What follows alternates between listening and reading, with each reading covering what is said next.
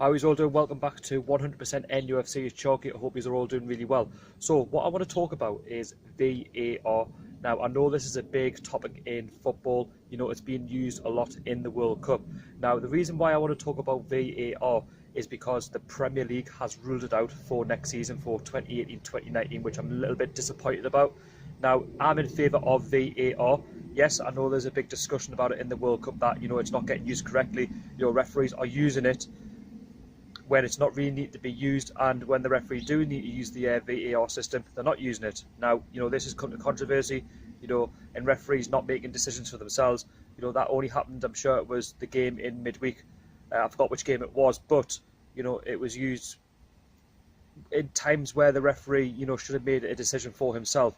Now, the reason I'm disappointed from a Newcastle United fan perspective is because it's the top six that has ruled, out a potential VAR for next season. Now, for me, I don't like this top six power in the Premier League. I think VAR should be used in the Premier League to, cut out, wrong decisions being made and potential for the top six to be, cut for a chance of giving other teams a chance, to get in that top six, because it just seems to be the same old top six all the time, getting decisions, and other clubs worse off than them, finishing below the top six. Now, I'm not saying that Newcastle are going to finish top six if VAR was, to be put in place, but what I'm saying is, if VAR was to be put in place, then the table might look a completely different, to what it would be, as of last season and the previous seasons before. Yes, we all know Leicester City won the league, and then they're probably not going to do it again.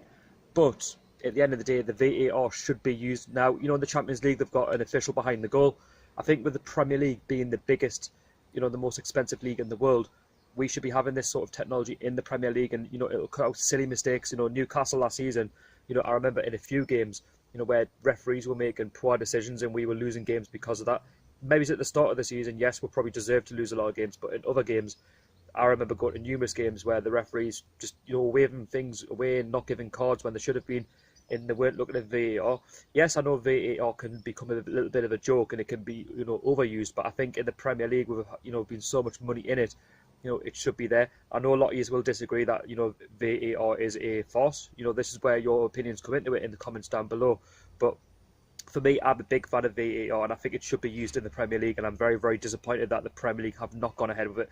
Yet again, the top six, they've had their say, yet again, not for the first time, 4 decisions, and something, should be done about it. I think for the season after next, they should look into bringing it in, because no doubt this season, when the Premier League kicks off in, in a month and a bit's time, that there's going to be key decisions where, players are, they're going to want VAR throughout the whole season, and, it's not going to be used.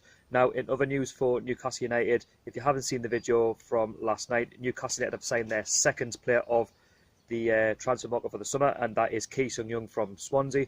We've signed him on a 2-year contract, and he will be partnered in that midfield for next season. Whether he, he starts playing regular first-team football, that remains to be seen, but, with the way we're signing, players at the moment, I'm sure they're there for the long term. Also, Dubravka is there, the first signing which were made. What happens to Miguel Moreno? Well, potentially, I think he's going to be on his way out of the club. I think he'll be on his way to, a Spanish club. He's been linked with so many different clubs, over the course of the summer. Is it Moreno's fault or is it the club's fault? Well, I don't know that. I mean, it might be the case of Moreno, isn't settled in Newcastle. He wants to move back to his country. He's feeling, like sort of travel sick.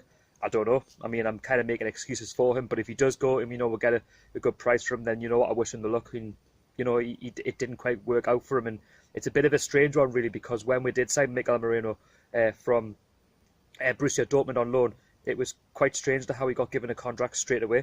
So it was kind of, once he got that contract, I generally thought he was going to be this, this wonder kid in midfield where he's going to offer something, going forward. He's going to create something, and he's had injuries, yes, okay, it's not, worked out for him on that sense, but, it's kind of, I can see both sides of it, to why we should keep him, but, financially, if it benefits the club moving forward, then it's a good thing to do.